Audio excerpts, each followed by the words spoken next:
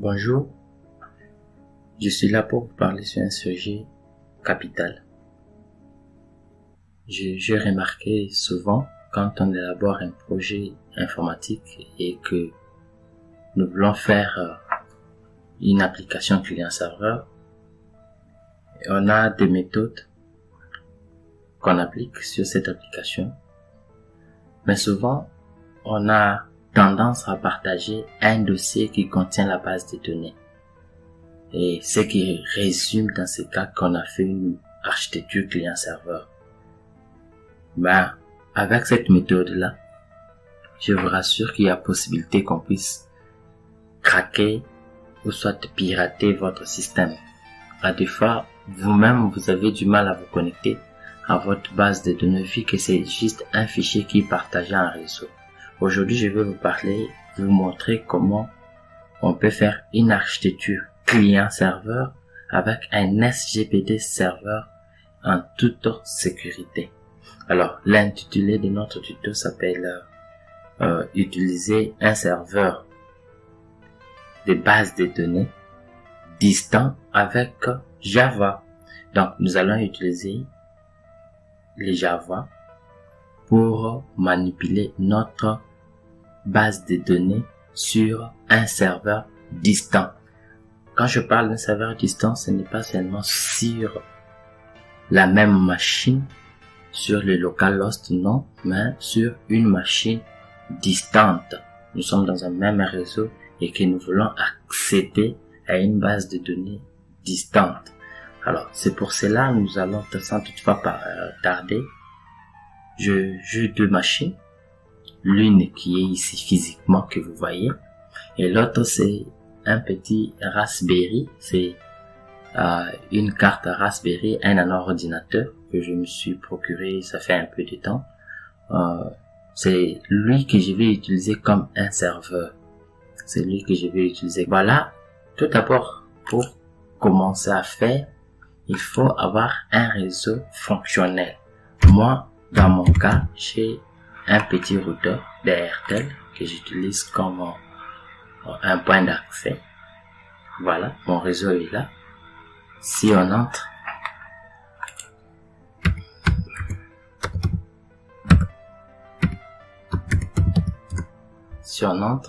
vous voyez que j'ai la plage de 100 à 200 IP. C'est ça, la plage des adresses attribuables dans mon réseau. Alors, pour le moment, dans mon réseau, je peux voir quels sont les appareils qui sont connectés. Je vous avais dit que j'ai deux ordinateurs.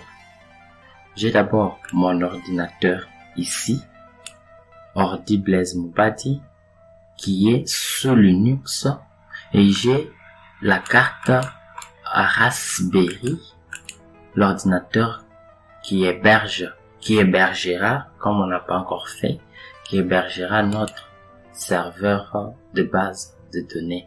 C'est un Raspberry et l'autre là, c'est un ordinateur virtuel que je me suis créé. Mais sinon, nous allons utiliser ordinateur Blaise Mubadi comme un ordinateur client et un Raspberry comme un ordinateur serveur.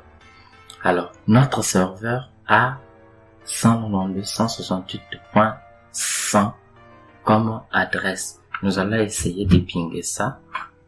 Je vais ping 192.168.100 et vous remarquerez que la connexion passe sans problème. Ok, je m'arrête là. Je vais lancer l'interface graphique de mon Raspberry Pi. Alors, mon Raspberry, j'utilise le VNSV View comme une application qui me permet de me connecter à distance. Je vais mettre 192.168.100. C'est l'adresse de ma carte Raspberry de notre serveur. Dès que je me connecte, je mets mon mot de passe, on me demande. Voilà. Je suis là connecté graphiquement à mon serveur Raspberry Pi. Ok. Vous avez vu, je suis là connecté.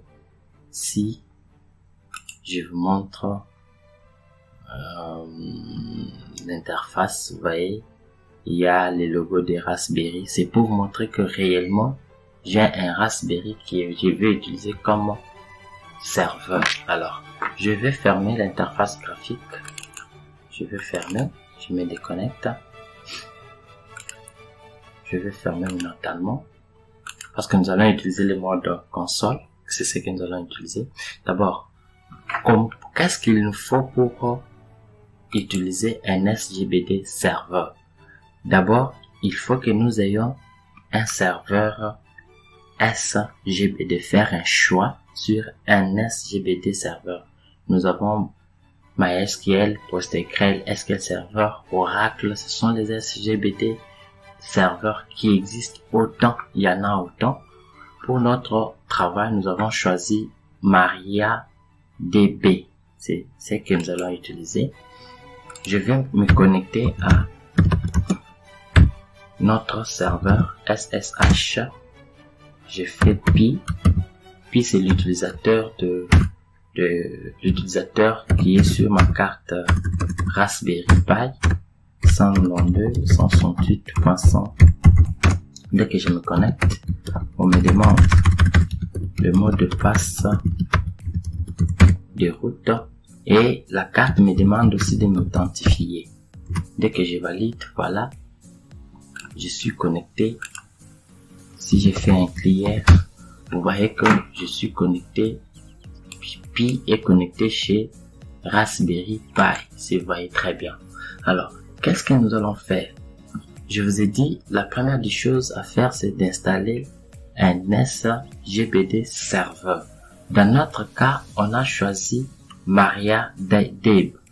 C'est déjà installé. Pour voir comment je fais système ctl status MariaDB.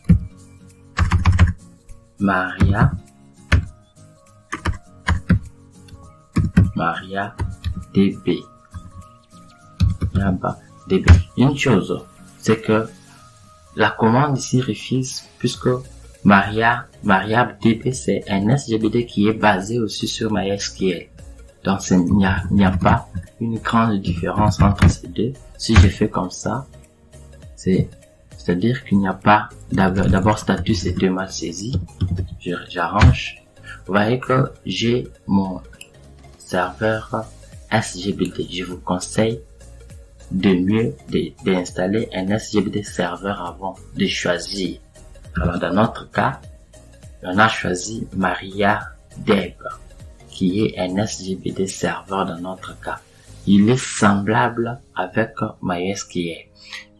En plus, si vous voulez accéder à votre SGBD avec l'interface graphique comme utiliser un navigateur, vous devez utiliser Apache.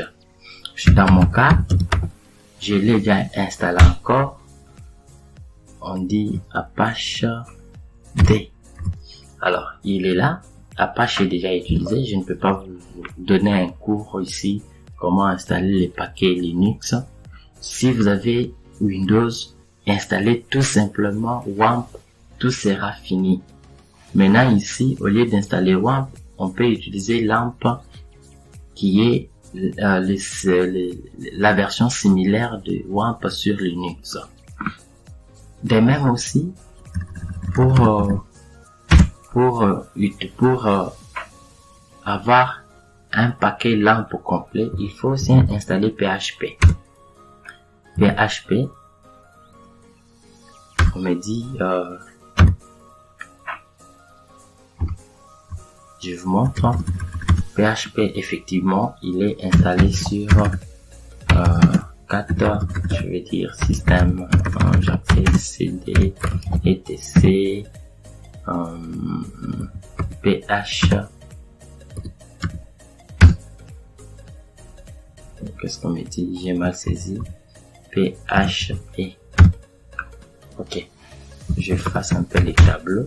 Vous voyez que je suis dans le fichier de configuration de PHP. Ce qui veut dire que le PHP est installé sur ma machine.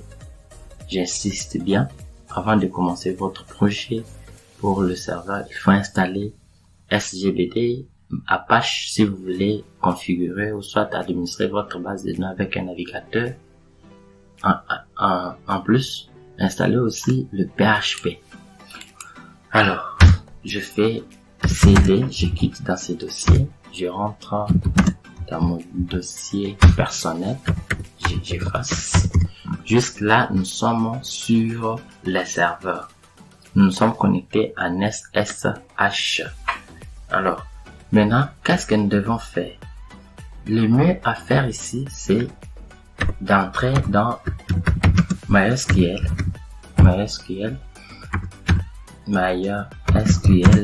U. Et c'est pour dire que je précise, et P, je vais me connecter au moteur MySQL avec l'utilisateur root. Il est là, l'utilisateur root. P, c'est pour préciser les mots de passe. J'avais défini le mot de passe. Il y a toute une leçon sur ça. Vous voyez que le moteur de SGBD utilisé ici, c'est MariaDB. Si vous voyez très bien. Alors, qu'est-ce que nous allons faire ici en premier lieu? Nous allons créer une base de données. Une base de données, create database BDD, je ferai BDD tuto. Ok, je valide. On me dit la ligne a été affectée. Alors, qu'est-ce qu'il nous faut encore faire? Ce qu'il nous faut faire maintenant, c'est de créer aussi l'utilisateur. Ça, c'est aussi important de créer aussi l'utilisateur pour lui permettre à utiliser la base de données. L'utilisateur, c'est create user.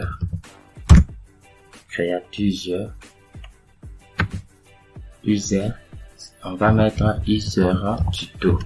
Vous voyez très bien, user tuto.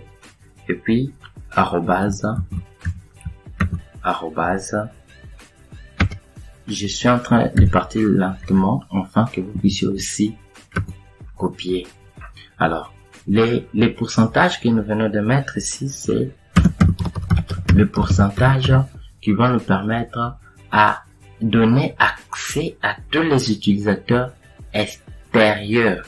Ce n'est pas que les utilisateurs qui sont sur les serveurs, parce qu'à la place des pourcentages, on met souvent localhost. Mais si vous voulez vous connecter à distance, il faut remplacer localhost par le pourcentage. Là, ça va aller. On dit by, vous précisez le mot de passe. Je vais mettre 1, 2, 3, 4, 5 au mot de passe. Et puis, je fais. On me dit, il y a une erreur.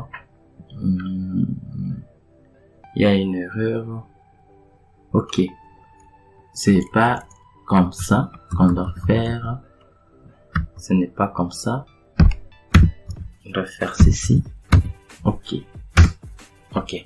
On vient de créer un utilisateur. D'abord, si nous voulons voir la base de données, créer database. On fait database.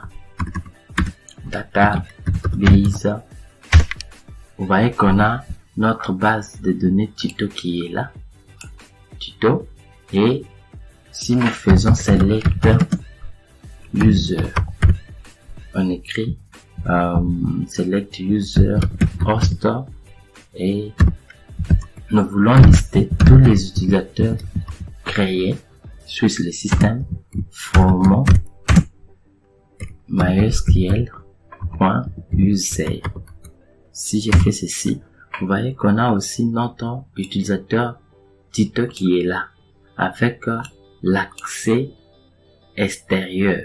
J'insiste bien sur ce point. Alors, qu'est-ce qu'il nous faut maintenant? Il nous faut maintenant déterminer le privilège sur l'utilisateur. C'est-à-dire que donner à l'utilisateur le droit de manipuler la base des données. C'est ça ce que nous devons faire maintenant. nous devons faire grant all on. Maintenant, on précise c'est sur quelle base de données que vous voulez donner à l'utilisateur l'accès, ou soit les privilèges, ou soit les droits. Nous voulons donner à BDD, c'est BDD tuto. C'est ça, nous voulons que notre utilisateur ait les droits sur, ait les droits qui est sur cette base de données. Alors, on fait point all et ça, l'utilisateur va avoir les droits sur toutes les tables de cette base. Tout c'est quel utilisateur que nous voulons donner. On a dit c'était user tuto. Il est là. User tuto est là. C'est le monsieur que nous allons donner les droits. Et il est logé chez tout le monde. Donc, on met le pourcentage. C'est-à-dire qu'on voulait lui donner l'accès sur la base de données BDD tuto, bien qu'il soit sur n'importe quelle machine, il aura toujours accès à cette base de données. Alors, nous venons de donner les droits. Si vous remarquez bien, on vient de donner les droits. Alors, nous allons valider les configurations. On fait flux, privilège, 2 points. On accepte. Nous venons de terminer tout. Si on essaie encore de faire show database, vous voyez que la base de données est toujours là et les autres là sont toujours à leur endroit. Maintenant, qu'est-ce qu'il nous faut? Il nous faut créer maintenant un utilisateur. Une table dans notre base de données. Nous allons créer juste une seule table. Create table. Create. Je vais donner table. Je vais dire étudiant. Non, produit. Je fais ceci. Alors, qu'est-ce que notre table aura comme champ? Il aura ID qui sera un entier. Il sera non nul et il sera une clé primaire, primary key. Et puis on aura un nom, un produit aura un nom. On peut mettre un minuscule au lieu que ça soit un majuscule comme ça. On peut mettre un minuscule et celui-ci var char. Donc le nom aura 50 caractères et nous aurons le prix de l'article ou soit des produits. On écrit, ça sera un double. On ferme la parenthèse et on met 2 points, on valide. On dit no data. Ok. On n'avait pas de sélectionner la base de données dans laquelle nous voulons créer la table. On écrit use BDD tuto. Vous voyez qu'on a dit data, on a dit database charging, c'est en anglais, vous m'excuserez. Et on rappelle notre commande de la création de la table. On valide, on vient de créer la table dans la base de données BDD tuto. Si on fait describe, donc la description de la table, d'ailleurs, même si on fait d'abord show table, vous voyez que jusque là dans la base de données BDD tuto, il y a qu'une seule table qui s'appelle produit. Alors si nous voulons voir la description de la table, ce qui compose la table produit, on fait describe, on écrit produit, on ferme parenthèse, on me dit describe,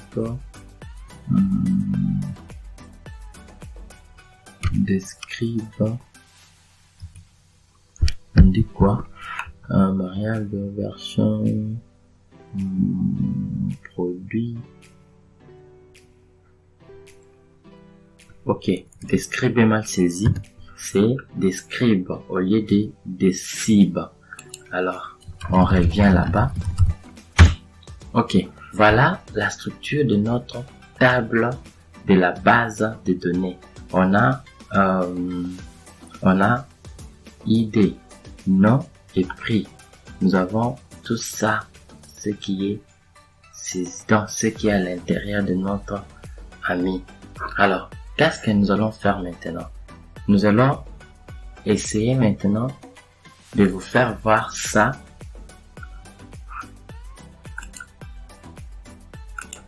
Oui, je disais, à ce niveau, nous allons essayer un peu d'insérer quelque chose dans notre base de données. On a insert into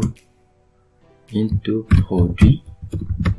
Et puis, nous voulons insérer dans ID, nom et prix.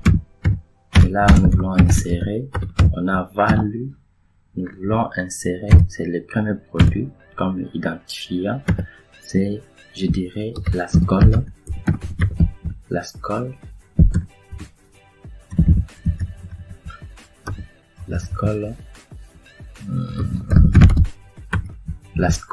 et la scole revient à 3500 francs. Je ferme et je mets le point virgule. On me dit ID produit value line, c'est into. Moi j'ai écrit int seulement, c'est into, je valide. On me dit que je viens d'insérer la ligne. Si je rappelle encore, si j'insère encore un deuxième produit, j'écris ici prémisse. La prémisse revient à 3000 francs et je valide. Ça marche. Et voilà ce que nous avions. Select all from produit.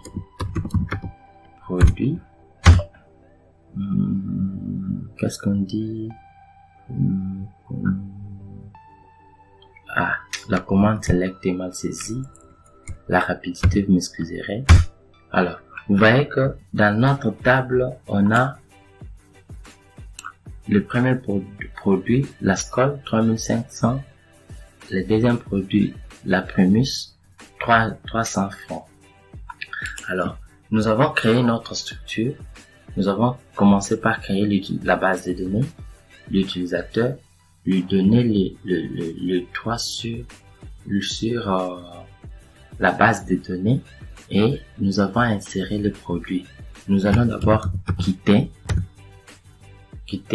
le moteur de la base de données. On efface l'écran.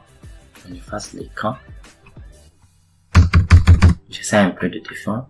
Maintenant, il nous reste pour que l'utilisateur ou soit une application puisse accéder au serveur, il faut qu'on puisse modifier un dossier ou soit un fichier de configuration. On doit faire ceci.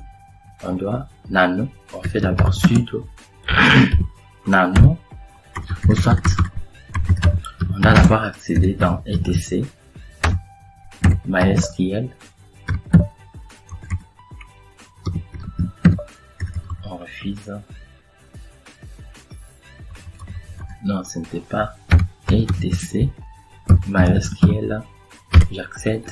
Vous voyez que dans MySQL, j'ai 1, 2, 3, 4, 5, 6, 7. Si j'ai fait ls-l, vous verrez que config 2, c'est d'abord un dossier. Debian config et Debian start, ce sont des fichiers. Et MariaDB config D, c'est un dossier. Et L, c'est un fichier lien. Et myconfig.fallback ici, c'est un fichier. Donc c'est ça, ce qui constitue le dossier de configuration de MariaDB, notre moteur de base de données. Maintenant, notre souci, c'est d'entrer dans MariaDB config. On fait encore cd MariaDB config. Nous y sommes. On efface un peu l'écran. Si on fait ls encore, moins l, vous verrez que on a aussi encore 4 fichiers. Tous ces fichiers ici ne vont pas nous intéresser. Nous allons entrer dans un seul fichier dans lequel nous allons configurer. C'est les fichiers qui contient bind adresse quelque chose comme ça. Alors, pour savoir quel est le fichier qui contient cette ligne, on doit faire ceci. 4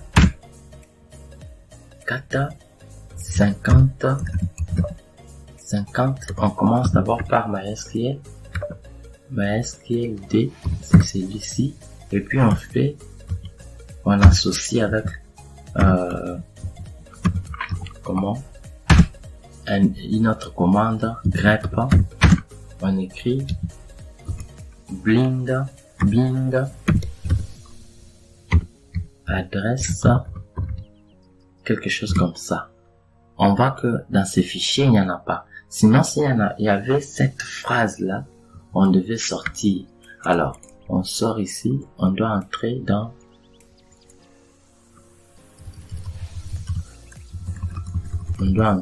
client. Ici encore, il n'y en a pas. Ici encore, il n'y en a pas. On doit entrer dans 50 serveurs. C'est là où on doit entrer. 50 serveurs. Ok. Vous voyez que dans 50 serveurs, il y a bind adresse. C'est cette ligne que nous allons modifier. Nous allons faire maintenant sudo nano 50 serveurs. Ok. Nous y sommes. Nous allons descendre jusqu'à la ligne des bind adresse. La ligne est là. Cette ligne auparavant était 127. C'était 127.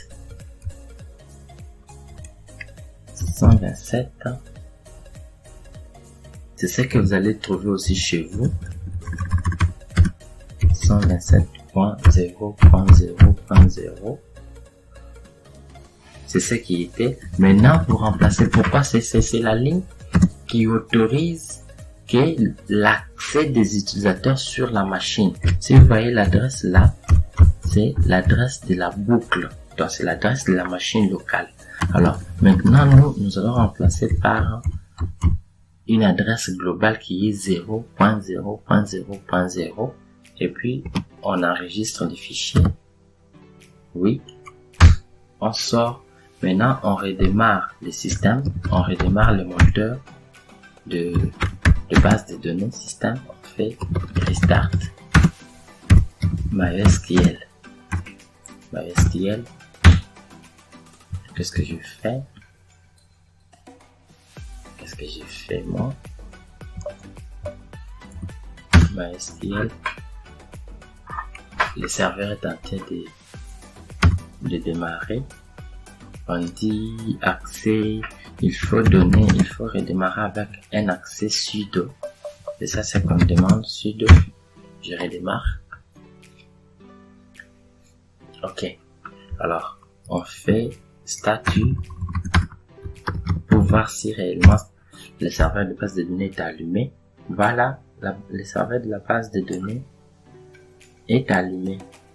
Alors, qu'est-ce qu'il nous faut maintenant?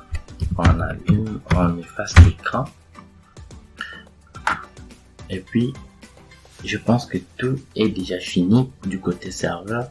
Maintenant, c'est à nous de développer l'application cliente. Je suis sur maintenant ma machine, si vous voyez très bien, c'est la machine locale. Si je lance, vous voyez que c'est Blaise qui est logé chez ordinateur Blaise Mobile. Alors, je vais lancer NetBeans.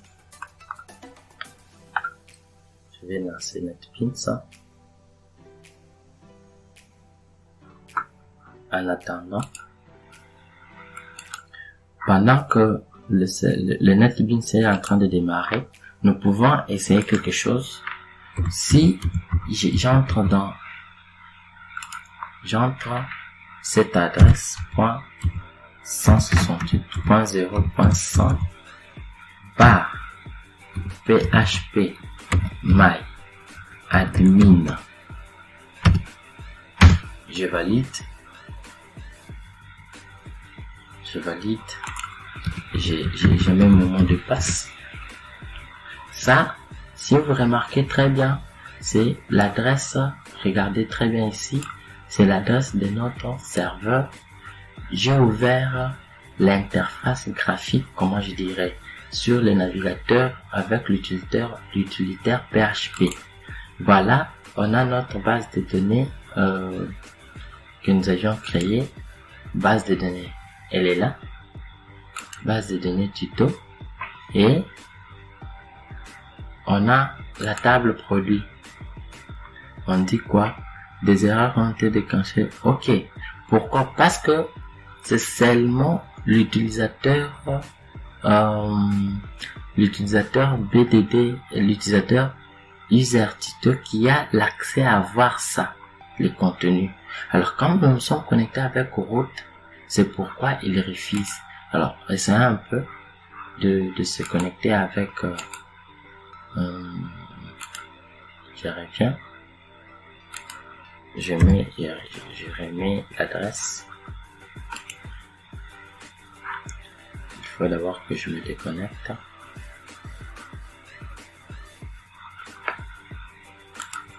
Bon, on pourra revenir, que ça expire la connexion. Je rentre dans NetBeans. Alors, je pense que vous savez comment créer une application Java. Moi, j'avais déjà créé une interface. Le fait de gagner un peu le temps.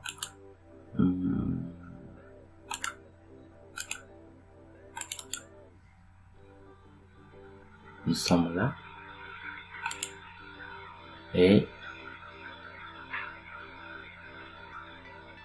qu'est-ce qu'il nous faut faire à ce niveau dans NetBeans? Il nous faut faire ceci. Rappelez-vous, pour se connecter à une base de données avec une application, nous avons besoin d'un pilote. C'est le pilote qui va jouer l'intermédiaire entre l'application et le moteur de base de données. Alors, nous allons faire ceci. Nous allons aller sur le site de MySQL pour télécharger son pilote. D'accord. Comme vous êtes déjà sur la page de MySQL, vous allez dans téléchargement, vous descendez, vous prenez téléchargement des communautés. Nous allons utiliser les connecteurs J. Nous sélectionnons les systèmes.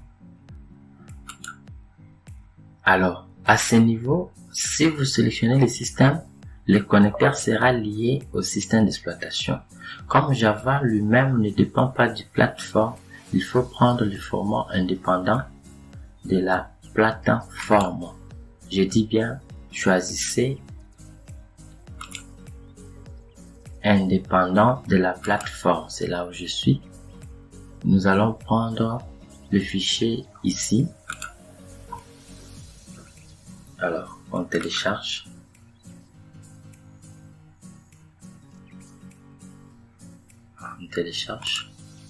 Ok, le fichier est téléchargé. J'ouvre ce fichier. Il est là.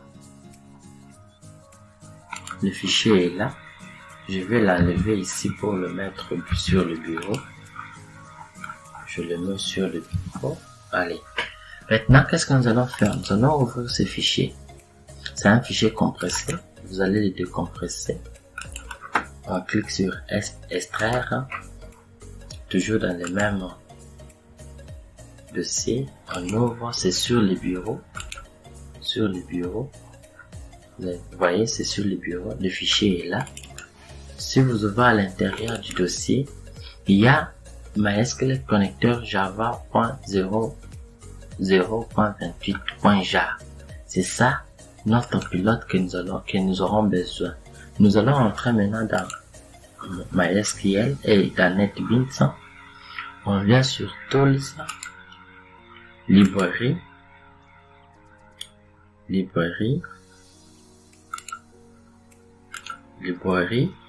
Nous allons créer une nouvelle librairie. On écrit MySQL.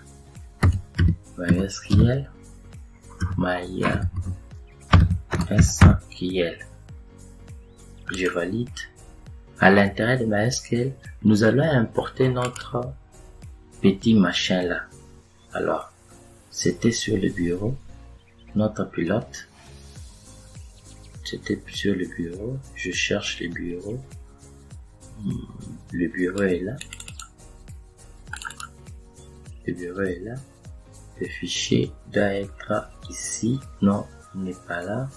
Ce n'est pas ça. Ça, ce n'est pas le fichier .jar. Ce n'est pas le fichier .jar. Ok. J'entre à l'intérieur. Le fichier .jar est là. Je valide. Et puis je clique sur OK. Je clique sur OK. Maintenant, je rentre dans le projet. Notre projet Manip PTD MySQL. C'est ça le projet. Vous m'excuserez, j'avais déjà créé l'interface également. Et puis, vous venez sur Add propriété. Vous venez sur Add librairie. Vous cherchez la librairie de MySQL. Elle est là. Vous validez. Maintenant, la librairie s'est ajoutée dans notre projet. Alors, qu'est-ce qu'il nous reste?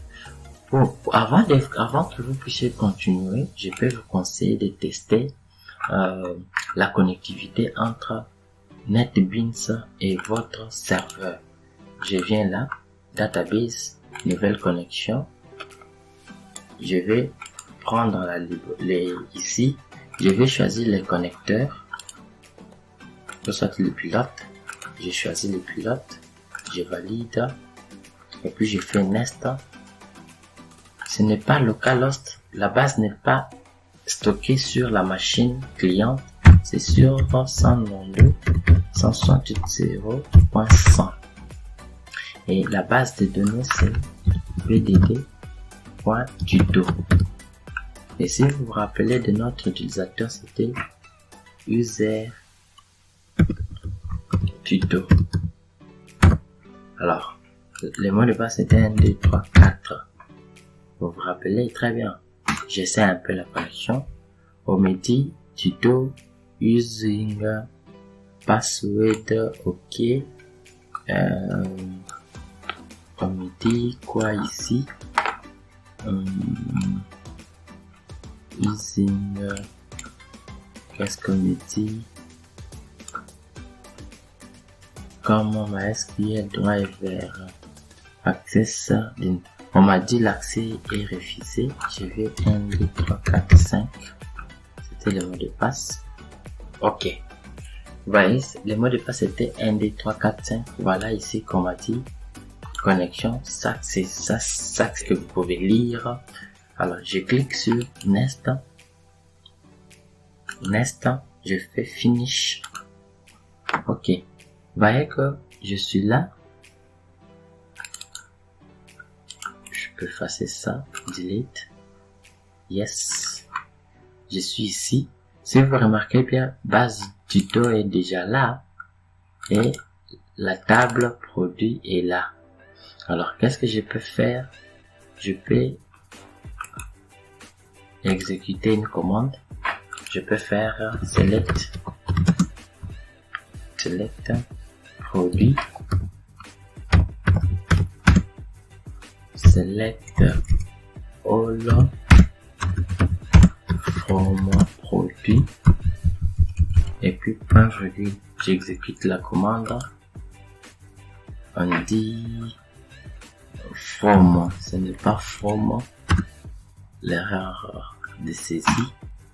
Ok, vous voyez qu'on a sélectionné tous les contenus de notre base de données. Donc, j'ai testé la connectivité entre le NetBeans et notre serveur Raspberry Pi. À partir d'ici, on peut rentrer dans notre projet. Dans notre projet, j'avais créé une classe à part qui est manip BDD. Souvent, il faut créer la classe qui traite la base de données à part. Et voilà ce que j'avais mis. J'ai changé ces BDD tuto. Ici, ce n'est pas user APK, c'est user tuto. Le mot de passe, c'est 1, 2, 3, 4, 5. Alors, ici, je vais d'abord justement tester la connexion. On essaye. Run file. On essaye la connexion. Ok. Vous voyez qu'on a dit la connexion à la base de données a été établie. Nous sommes là. Alors, je vais essayer un peu vite là d'expliquer ce qu'on a fait ici. La classe forName charge les pilotes que nous avions mis, ou soit que nous avions téléchargé les connecteurs, et connexion crée l'objet du type connexion tout en mettant le paramètre URL, dbURL, c'est ça, dbURL. dbURL, c'est l'adresse de notre serveur et son nom, le nom de la base de données. Alors, rappelez-vous de notre port. On avait ouvert les ports quelque part là, et ça c'est l'adresse de notre serveur, et ça c'est le nom et le password et le nom de l'utilisateur. C'est tout ce que nous avions fait passer par la méthode driver manager de la classe connexion. Et si la connexion passe, c'est pour cela on a écrit la connexion à la base a été établie. Alors maintenant, passons maintenant à l'insertion dans une base de données grâce à notre interface qui est là. On va seulement insérer seulement et on se limite par là. Justement là, le problème était de faire voir comment on peut interconnecter les deux. Ok. Comme nous venons de tester la connexion indépendamment de l'application avec NetBeans, et nous avions essayé encore la connexion entre la classe manip BDD qui est là avec la base de données, ça passait. Il nous reste maintenant de faire interagir notre application et l'interface de la base de données et l'interface de l'application et la base de données. C'est ce qu'il nous reste. Cette interface là. Alors, j'avais déjà créé, si vous voyez l'interface est simple, ID article, nous pouvons mettre ID produit, et nom produit et prix. C'est fini. On enregistre. On a le bouton enregistrer et le bouton quitter. Alors, maintenant, la classe que nous avions créée pour la manipulation de la base de données manip BDD, cette classe avait deux paramètres. L'objet con de la classe connexion et l'objet start de la classe startMate. Et l'objet là, c'est ce que nous avions dans l'objet connexion, on a affecté les résultats ou soit les contenus de la méthode driver management que nous avions là. Et ici, nos articles, je vais effacer un. Ok, j'ai créé une méthode. Ce n'est pas de la machine. Vous voyez, la méthode est là. On fait un peu la course à la montre.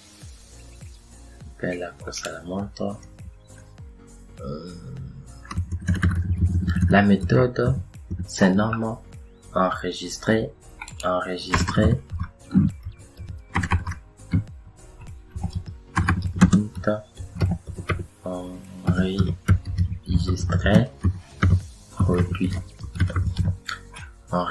produit, enregistrer produit. On enlève ça, enregistrer produit. Ça la méthode. Cette méthode va retourner un entier. Si on retourne 1, c'est-à-dire que l'insertion s'est effectuée avec succès. Si on retourne 0, c'est-à-dire qu'il y a eu échec. Alors, on apprête notre requête, string requête insertion,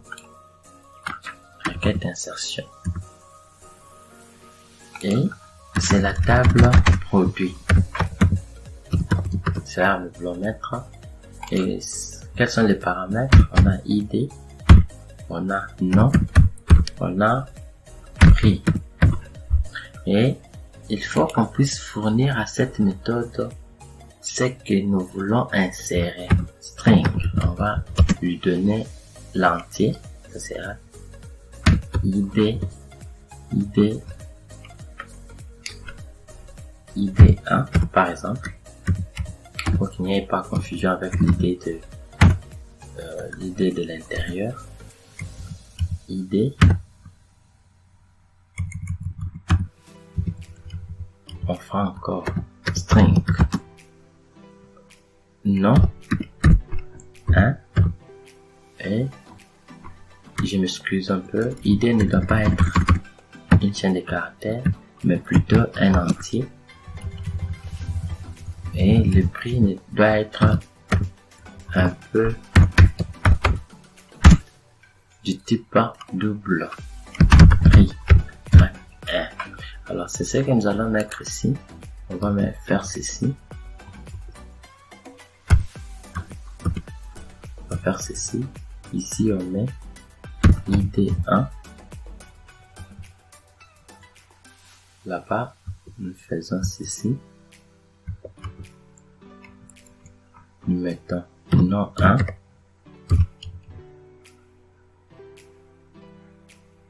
Virgule.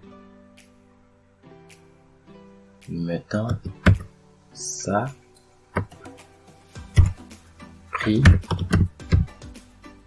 1. Et puis nous faisons ceci.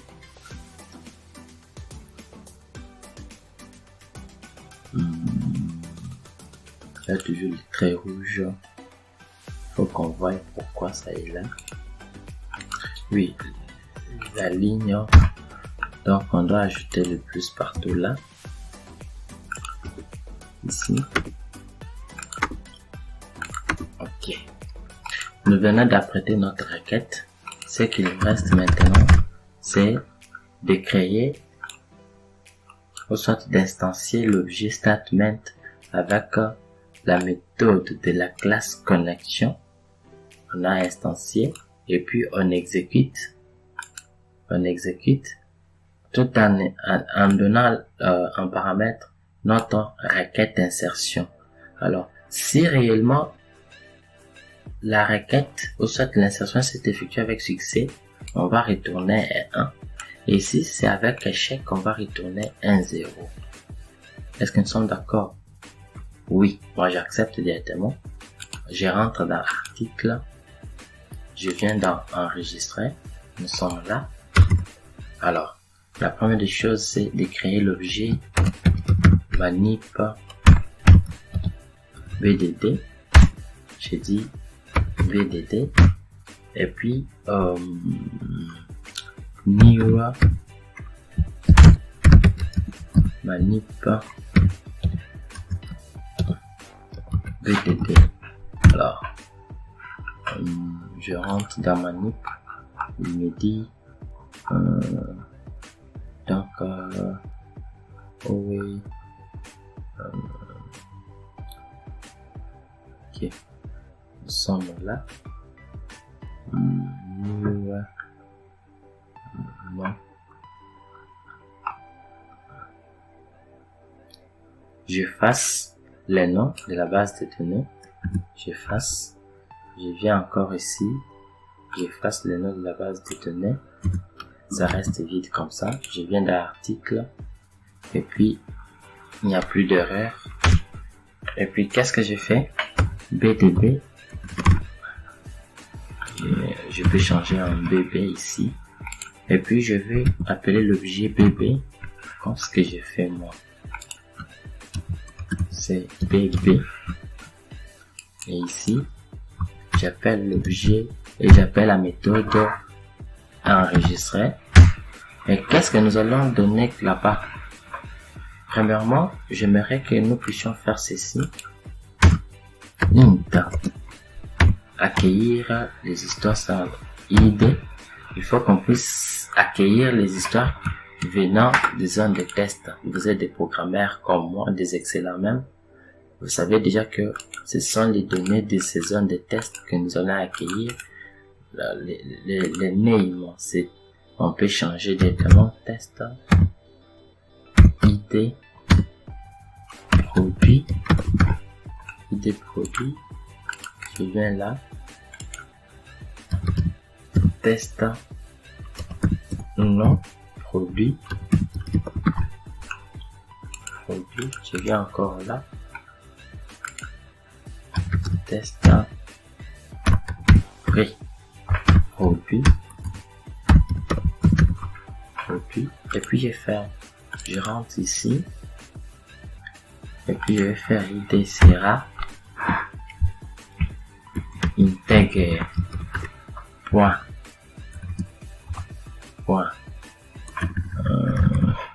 j'enlève la somme, intègre point parse int, je lui fais passer la zone de test, c'était test id produit. J'ai fait un casting ici, donc la conversion point get, comment on utilise produit point get test point to string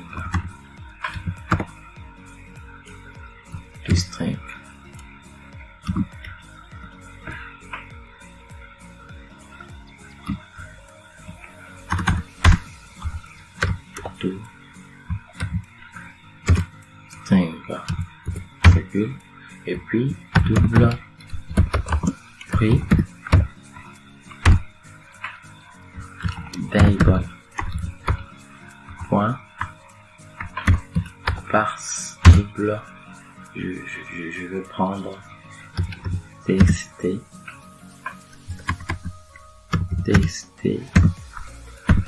prix produit point get test point to string point virgule.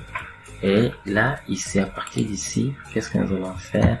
À partir d'enregistrer, nous allons mettre d'abord un ID. Ici, mettre déjà txt nom produit point get test. Et puis ici mettre le prix. Text, non, maintenant prix. Maintenant prix. D'accord. Qu'est-ce qu'on dit? Il y a une erreur. Si nous venons là de l'avoir l'erreur, on dit il faut mettre le point virgule quelque part. C'est ici. La virgule. Alors, je vais un peu zoomer encore. On a créé ici, on a créé l'objet de la classe manip BDD. Comme l'id c'est un entier, on a fait la conversion, le casting. Et comme aussi le prix est du type double et que l'histoire de la zone de test, vous savez, c'est que ça donne, il faut faire le casting, soit la conversion. Et on a appelé la méthode enregistrée de l'objet BDD. Alors, qu'est-ce que nous allons faire? If, si réellement tout ceci, rappelez-vous que ça devait retourner un 1 ou soit 0, nous mettons là-bas. ici, ça retourne 1. Alors, nous allons faire J option pan.show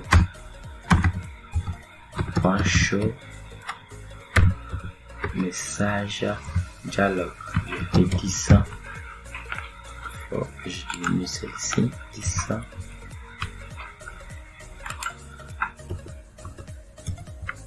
Insertion réussi. Alors, je fasse ça. Et si c'est le cas contraire, il faut qu'on nous affiche échec d'insertion.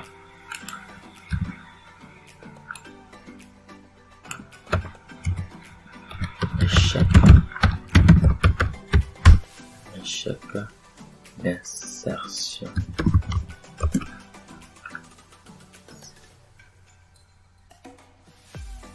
Échec d'insertion. Alors, c'est comme ça. Maintenant, nous allons essayer. On rentre dans ça. On allume le programme. Non, il faut changer l'ordre de démarrage. Je savais très bien plus que moi qu'il faut changer l'ordre de démarrage. Je vais prendre l'article. Et puis, je démarre. Ok. Je vais faire 3. Là, c'est Coca-Cola. Et je viens à 2500. J'enregistre. Insertion réussie. Vous voyez que l'insertion s'est passée avec succès. Si j'essaie un peu de réinsérer, on dit échec d'insertion. Pourquoi? Parce que la clé primaire était déclarée à être nulle et à être unique. Alors, c'est ainsi qu'il faut changer ici 4. On dirait